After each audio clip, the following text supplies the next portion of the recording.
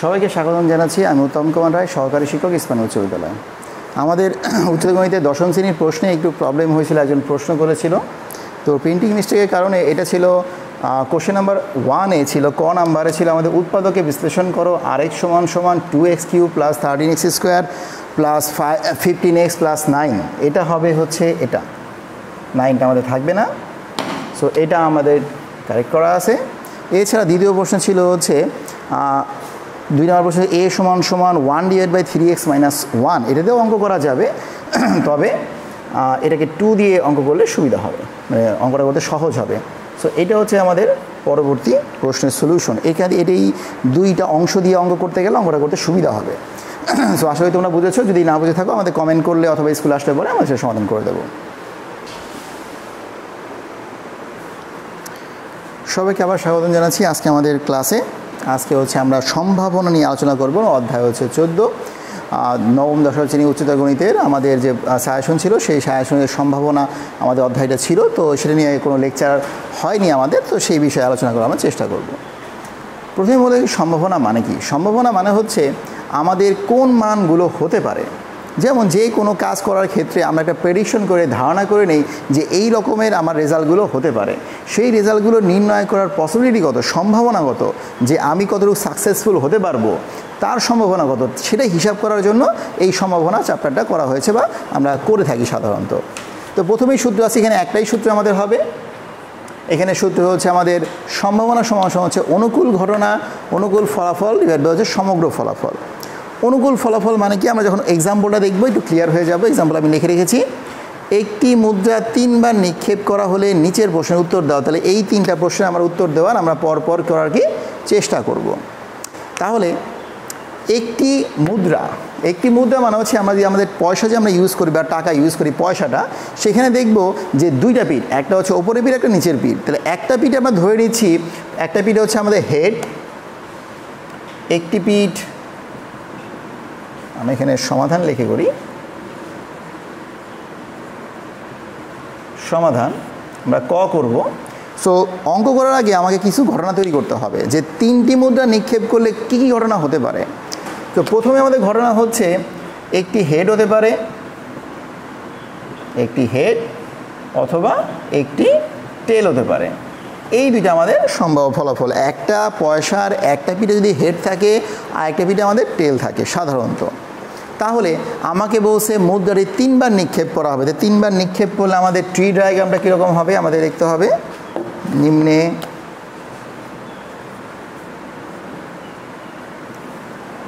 একটি মুদ্রা 3বার নিক্ষেপের চিত্র অঙ্কন করা হলো।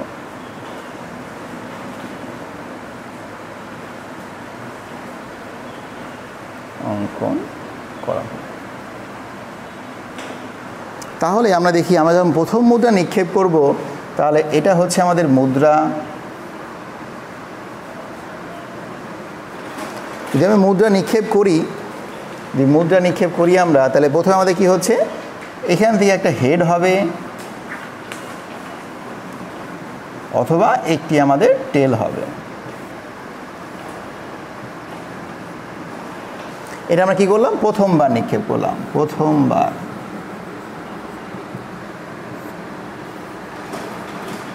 এরপরে যদি দ্বিতীয়বার নিক্ষেপ করি, তাহলে হেড পাওয়ার পরে যদি আবার কেউ নিক্ষেপ করে, তাহলে এখান থেকে আরও 2টা অংশ বেরোবে, একটা হচ্ছে হেড, একটা হচ্ছে টেল। আবার এখান থেকে 2টা অংশ বেরোবে, একটা হচ্ছে হেড, একটা হচ্ছে টেল। এখন যদি এখান থেকে আমি নির্ণয় করার চেষ্টা করি, এখান থেকে এটা হলো দ্বিতীয়বার,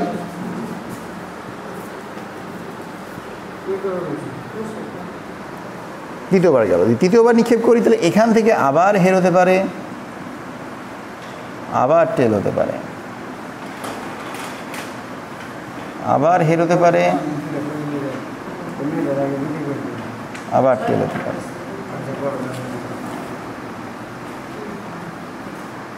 আবার টেল হতে পারে।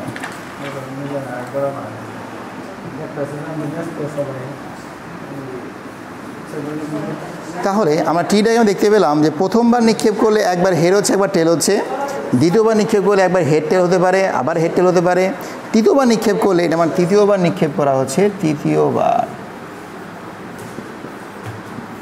ঠিক আছে, তাহলে আমরা 3বার নিক্ষেপ করলাম। দেখতে পাচ্ছি এখানে 3টা যদি আমাদের অংশ থাকে, আমাকে একে বলা হয় ট্রি ডায়াগ্রাম। এই যে আমরা ছকটা তৈরি করলাম বা একটা চিত্র অঙ্কন করলাম, একে আমাদের বলা হচ্ছে ট্রি ডায়াগ্রাম বলা হচ্ছে। তাহলে এখান থেকে আমরা কিছু তৈরি করব, নমুনা বিন্দু এবং নমুনা ক্ষেত্র। তাহলে এখানে দেখিয়ে দিই। সুতরাং নমুনা ক্ষেত্র কি হবে?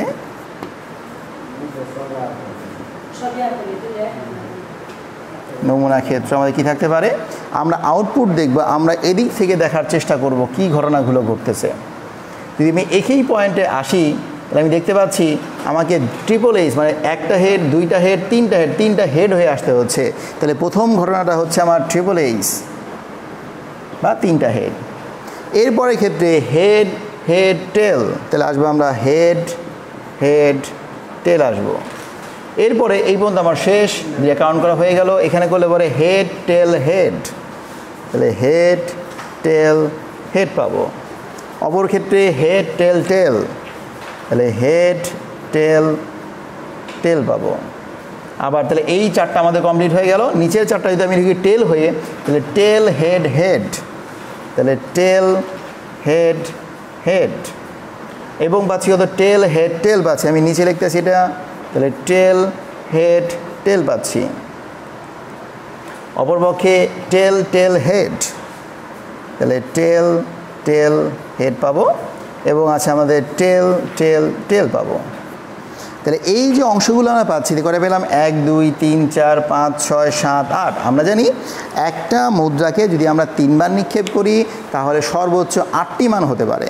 ঠিক আছে, তাহলে আমরা এখানে দেখতে পাচ্ছি কত? হেড পাচ্ছি, তাহলে 8টি মান আমাদের সংরক্ষিত। এই যে ঘটনাটা পেলাম একে বলা হচ্ছে নমুনা ক্ষেত্র, আর প্রত্যেকটাকে আলাদা আলাদাভাবে একে বলা হয় নমুনা বিন্দু। নমুনা বিন্দু বলা হচ্ছে। সো আমাদের পরীক্ষার সময় নমুনা ক্ষেত্রও যেতে পারে, নমুনা বিন্দু যেতে পারে, এবং কি আমাদের ট্রি ডায়াগ্রামও তৈরি করতে বলতে পারে। এরপর আমাদের কাজ হচ্ছে আমার প্রশ্নে অ্যান্সার করা। আমাদের ক নাম্বার প্রশ্নে বলা ছিল কেবল একটি টেল হওয়ার সম্ভাবনা, কেবল একটি টেল। এখানে মোট ঘটনা কত?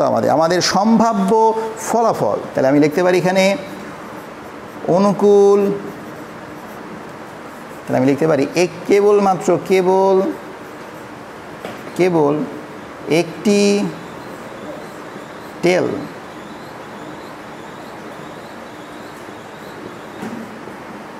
কেবল একটি টেল যদি হতে চায় তাহলে কি কোনটা আমি নিতে পারবো?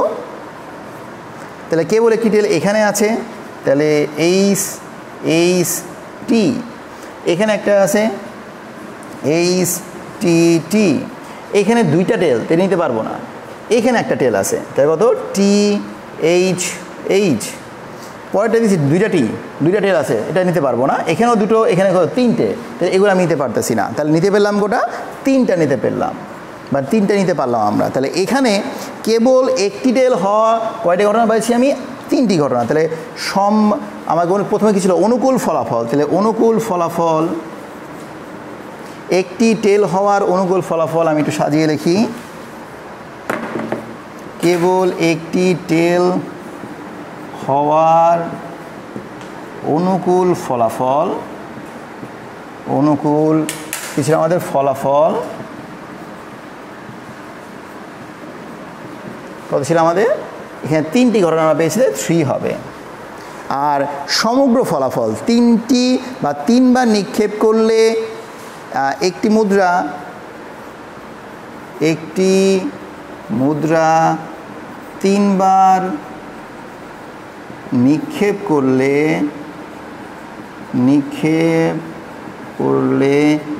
সমগ্র ফলাফল,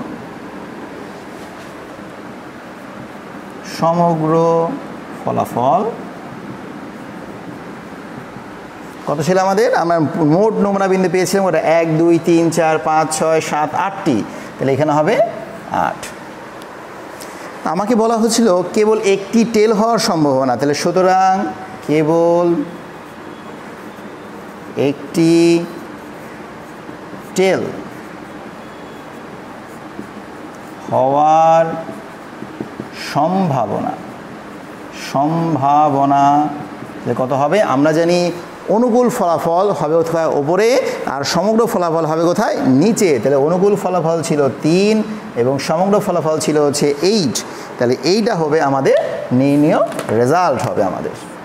তাহলে এটা হচ্ছে আমাদের নির্ণীয় রেজাল্ট।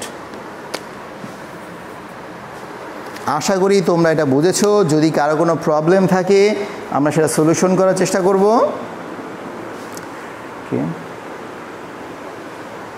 তাহলে আমরা কর উত্তর দেওয়ার চেষ্টা করেছি, এখন আমরা খর উত্তর দেওয়ার চেষ্টা করি।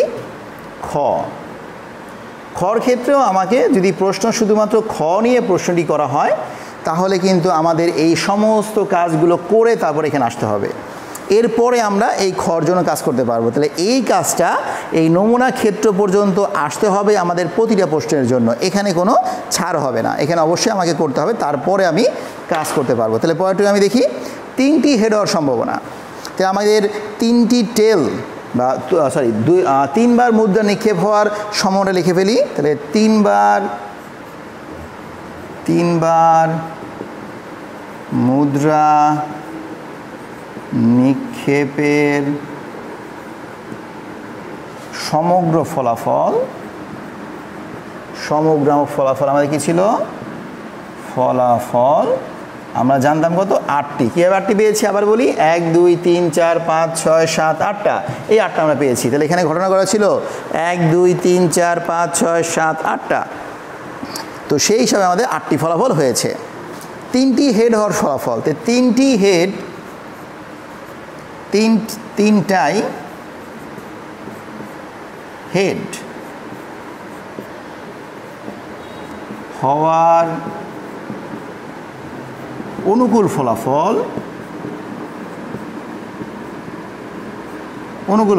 এখন দেখতে চাইছি আমরা এখানে 3টি হেড কোথায় আছে? এখানে হেড নাই, এখানে একটা, এখানে একটা, এখানে দুটো, এখানে একটা, এখানে দুটো, এখানে দুটো, কিন্তু এখানে শুধুমাত্র 3টি হেড আছে। তাহলে একটা জায়গায় শুধুমাত্র 3টি হেড আছে, বাকি সব জায়গায় হচ্ছে আমাদের কি কম বেশি আছে। তাহলে 1 হচ্ছে আমাদের কি অনুকূল ফলাফল।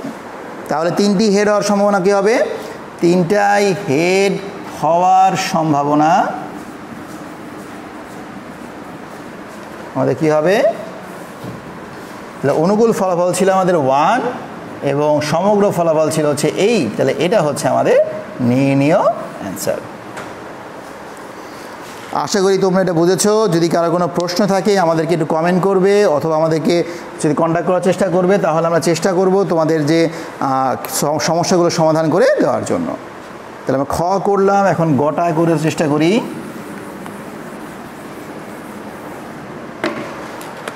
গ নাম্বার আমাদের দেওয়া ছিল কি? কমপক্ষে 3টি হেড। তাহলে কমপক্ষে একটি টেল, কমপক্ষে একটি টেল মানে হচ্ছে যদি আমার একাধিক টেলও থাকে তাহলে আমার কোনো প্রবলেম হবে না, কিন্তু আমাদের একটি টেল কমপক্ষে থাকতে হবে। তাহলে আমি দেখতে পাচ্ছি এখানে প্রথমটায় কোনো টেল নেই, এখানে একটি আছে টেল, এখানে একটি, এখানে দুটো, এখানে একটি, এখানে দুটো, এখানে দুটো, এখানে 3টি। তাহলে 3টিতে আমার কোনো সমস্যা নেই, বাট কমপক্ষে আমাকে একটি টেল থাকতেই হবে। তাহলে আমি বলতে পারি এখানে যে কমপক্ষে একটি টেল হওয়ার অনুকূল ফলাফল, কমপক্ষে একটি টেল হওয়ার অনুকূল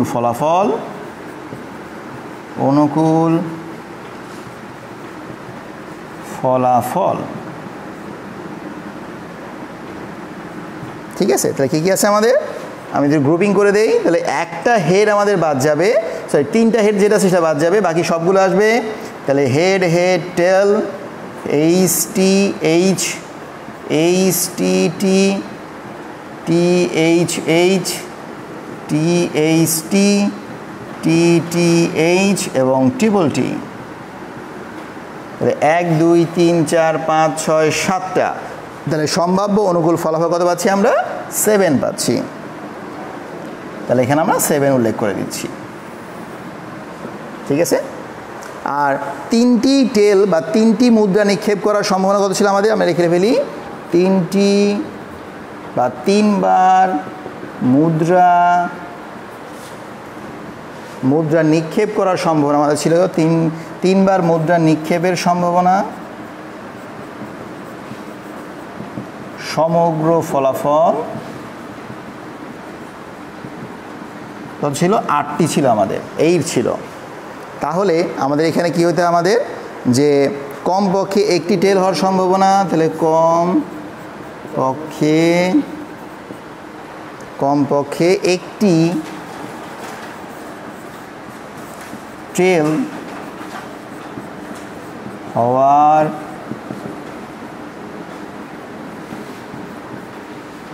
সম্ভাবনা কত হবে আমাদের? তাহলে অনুকূল ফলাফল ছিল আমাদের 7 এবং 8 ছিল আমাদের হচ্ছে কি মোট ফলাফল বা সমগ্র ফলাফল। তাহলে এইটা আমরা অ্যান্সার পাচ্ছি। তো সম্ভাবনার ক্ষেত্রে এই ছিল আমাদের যে সূত্র ছিল তার একটা উদাহরণ নিয়ে সেট আপ।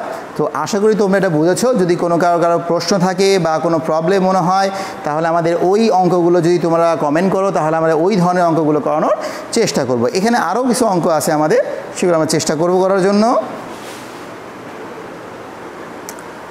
তাহলে আমরা আরেকটা অঙ্ক করার চেষ্টা করি। তাহলে আমরা এখানে লিখে রেখেছি একটি লোক ঢাকা থেকে খুলনা যাওয়ার সম্ভাবনা হচ্ছে 2/5 এবং খুলনা থেকে রাজশাহী ট্রেনে যাওয়ার সম্ভাবনা হচ্ছে 5/8। লোকটি খুলনায় বাসে এবং রাজশাহী ট্রেনে না যাওয়ার সম্ভাবনা কত? সো আমরা একটু সমাধান করার চেষ্টা করবো এখানে। তাহলে প্রথমে আমাদের বুঝতে হবে এই অঙ্কটা করার জন্য আমাকে প্রবাবিলিটিকে ট্রি ডায়াগ্রাম করতে হবে, মানে একটি গাছের মতো অংশ প্রবাবিলিটি ডায়াগ্রাম আমরা আগে একটা করেছিলাম হেড টেল নিয়ে, সেরকম একটা ডায়াগ্রাম তৈরি করতে হবে। সো এটি ঘটনা বুঝি, আমি প্রথমে ঢাকা থেকে খুলনায় যাব, তারপর খুলনা থেকে রাজশাহী যাব, তাহলে 3টা স্থান, ঢাকা থেকে খুলনা, খুলনা থেকে রাজশাহী। তো ঢাকা থেকে যখন খুলনা যাব আমার সম্ভাবনা দেওয়া আছে কি বাসে, ঢাকা থেকে খুলনা যাওয়ার সম্ভাবনা আছে, এখানে একটু হবে খুলনায় বাসে যাওয়ার সম্ভাবনা। ঢাকা থেকে আচ্ছা লোকটি ঢাকা থেকে খুলনায় বাসে হবে, বাসে যাওয়ার সম্ভাবনা হবে। তাহলে বাসে যাচ্ছি ঢাকা থেকে খুলনা, আমি ডায়াগ্রামে তৈরি করি। তাহলে এখানে আমি তাহলে প্রথমে ছিলাম আমি ঢাকায়, ঠিক আছে। ঢাকা থেকে যাব কোথায়? আমি খুলনা, খুলনা যাব। এখন এমন হতে পারে না যে আমি ঢাকা থেকে খুলনায় বাসে যাব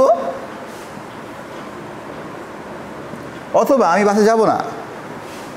এখানে 2টা ঘটনা আমাদের হচ্ছে, আমি বাসে যেতেও পারি, আমি নাও যেতে পারি। কিন্তু আমাকে বলছে ঢাকা থেকে খুলনা বাসে যাওয়ার সম্ভাবনা দেওয়া আছে, একটির মান দেওয়া আছে, এটা কি বাসে নয়। তো ঢাকা থেকে আমি বাসে খুলনায় যাব, আবার ঢাকা থেকে বাসে নয় খুলনায় তাও যেতে পারি। তো 2টা ঘটনা আমার তৈরি হয়ে যাচ্ছে। অপরপক্ষে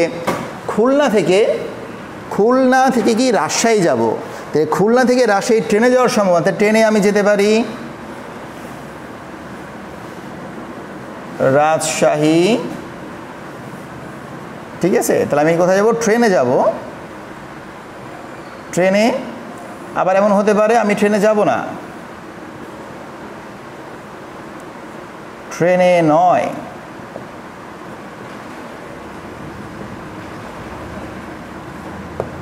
আবার এখান থেকে আমি যেতে পারি রাজশাহীতে, এটাও আমি ট্রেনে যেতে পারি।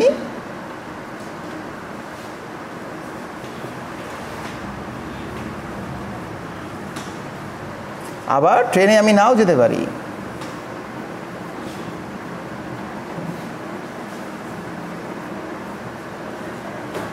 ট্রেনে নয়। তো ঘটনাটা ক্লিয়ার হই, ঢাকা থেকে খুলনা আমি বাসে যাব অথবা বাসে যাব না। আবার ধরে নিলাম আমি বাসে গিয়েছি, কিন্তু আমি ট্রেনে যেতে পারি, আবার ট্রেনে নাও যেতে পারি। আবার ঢাকা থেকে খুলনা বাসে যাব না, কিন্তু খুলনা থেকে রাজশাহী ট্রেনে যাব। আবার খুলনা থেকে রাজশাহী আমি ট্রেনে নাও যেতে পারি। তাহলে প্রতিটা ঘটনার জন্য 2টো করে আমাদের সম্ভাবনা সৃষ্টি হচ্ছে। একটা হচ্ছে সেই ঘটনায় আমি যাব, আর একটা সেই ঘটনায় আমি যাব না। একটা কথা আমাকে মনে রাখতে হবে যে সম্ভাবনার সর্বোচ্চ ফলাফল হচ্ছে 1 আর সর্বনিম্ন হচ্ছে 0। এর মধ্যেই সম্ভাবনা তৈরি হয়, এর বাইরে কোনো সম্ভাবনা ফলাফল হতে পারে না।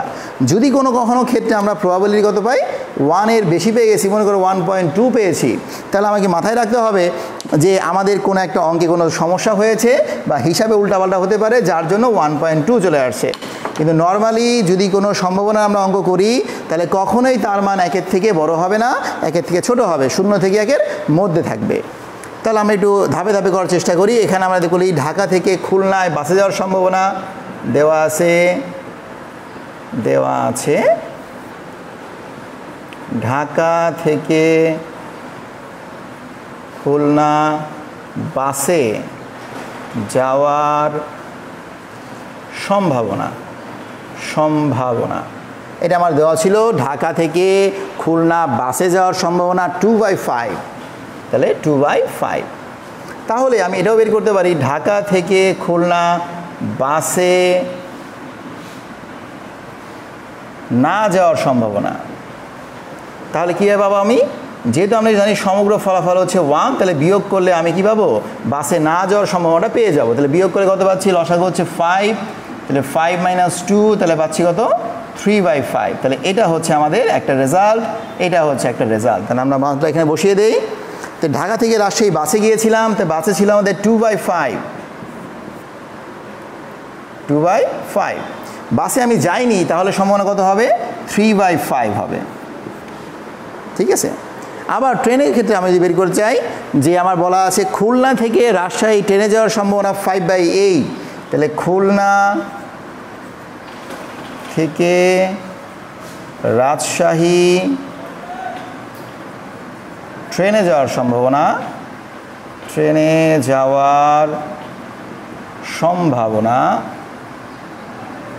আমাদের দেওয়া ছিল কত? 5/8, তাহলে 5/8। তাহলে সুতরাং খুলনা থেকে রাজশাহী ট্রেনে না যাওয়ার সম্ভাবনা, তাহলে 1 - কত হবে? 5/8 হবে। এখানে লসাগু করলে পাবো হচ্ছে 8, তাহলে 8 - 5 কত পাচ্ছি? 3/8 পাচ্ছি। তাহলে এইটা হচ্ছে আমাদের একটা পয়েন্ট, এইটা দুইটা হচ্ছে আমাদের মান। আমরা ইনপুট দেই। তাহলে খুলনা থেকে ট্রেনে যাব, তাহলে 5/8 আমাদের প্রশ্নে দেওয়া ছিল। ট্রেনে যাব না, তাহলে কত হবে? 3/8। দেখো, যদি তোমার বুঝতে চাও যে অঙ্কটা হয়েছে কি হয় না, এই দুটো যোগ করো। দিয়ে দুটো আমরা যোগ করি, তাহলে পাবো কত? ওপরেও 8 পাবো, নিচেও 8 পাবো। তাহলে কাটাকাটি গেলে কত পাচ্ছি? 1 পাচ্ছি। তাহলে সম্ভাবনার মান 1 আমার এটা শর্তটা ফুলফিল করে বা মেনে চলে। তাহলে এটা হচ্ছে 5/8, এখানে হবে কত আমাদের? 3/8। ঠিক আছে। এখন আমাদের প্রশ্ন কি বলেছিল? প্রশ্ন বলেছিল যে লোকটি খুলনা বাসে, তাহলে লোকটি এখন কোথায় যাবে? ঢাকা থেকে খুলনা যাবে হচ্ছে বাসে, ঢাকা থেকে খুলনা বাসে যাবে। তাহলে বাসে গেলে পরে, আচ্ছা এটা কালি, তাহলে এই মানটা আমি এখানে কাউন্ট করব। তো ঢাকা থেকে আমি খুলনা কিসে গিয়েছি? বাসে গিয়েছি। এরপর বলা আছে ট্রেনে না যাওয়ার সম্ভাবনা, তাহলে ঢাকা থেকে খুলনা আমি পৌঁছেছি বাসে। এখন আমার দুইটা অপশন, আমি ট্রেনে যাব কি ট্রেনে যাব না। আমার প্রশ্নে বলেছে ট্রেনে না যাওয়ার সম্ভাবনা, তাহলে ট্রেনে না যাওয়ার সম্ভাবনা হচ্ছে কত আমার? এইটা, দ্যাট মিনস হচ্ছে 3/8 ছিল আমাদের। তাহলে এই দুইটার মধ্যে আমাকে সম্পর্ক স্থাপন করতে হবে এবং এদের সম্পর্ক হবে পরস্পরের গুণের।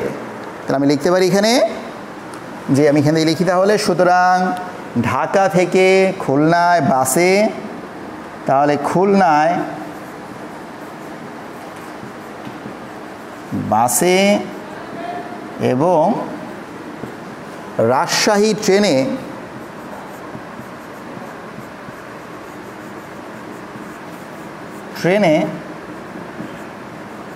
না যাওয়ার সম্ভাবনা, ট্রেনে না যাওয়ার সম্ভাবনা কত হবে আমাদের? এই যে দুটো মান পেয়েছি আমরা, এই মানটা এবং এই মানটা পরস্পর কী হবে? গুণ হবে। দ্যাট মিনস 2/5 ইন্টু কত হবে আমাদের? 3/8। কত আছে না? 5 8 কত? 40 পেতে পারি, 40, এবং কত আছে? 3 2 6। তাই আমি কাটাকাটি, আচ্ছা এখানে কাটাকাটি করে দিই, তাহলে একটু ক্লিয়ার হবো আমরা। এত দেখার প্রয়োজন নেই আমাদের। তাহলে কত হচ্ছে এখানে? 4 হচ্ছে, 4 2 8, তাহলে উপরে পাচ্ছি 3, নিচে পাচ্ছি কত? 20। তাহলে এইটা হচ্ছে আমাদের রেজাল্ট। সো আশা করি তোমরা এটা বুঝেছো, এটা আমাদের সম্ভাবনার একটা অঙ্ক ছিল। সো যদি কারো কোনো প্রবলেম থাকে এই অঙ্কে, যদি কারো কোনো সমস্যা হয় তাহলে আমাদের কমেন্ট বক্সে কমেন্ট করবে, অথবা আমাদের যদি যোগাযোগ করার চেষ্টা করবে, তাহলে আমরা চেষ্টা করব তোমাদের পরবর্তী লেকচারগুলো কী দিলে তোমাদের সুবিধা হয় বা কোন টপিক্সের উপর তোমাদের লেকচার দিলে পরে তোমরা উপকৃত হবে, আমাদের একটু জানালে পরে আমরা কি সুবিধা হবে তোমাদের জন্য, যে আমরা ওই লেকচারগুলো তোমাদেরকে দেওয়ার চেষ্টা করব। সবাই ভালো থাকবে এবং ভালো মতো পরীক্ষা দেবে এবং নির্দিষ্ট তারিখে স্কুলে এসে খাতাপত্র জমা দিয়ে যাবে। সো ধন্যবাদ সবাইকে।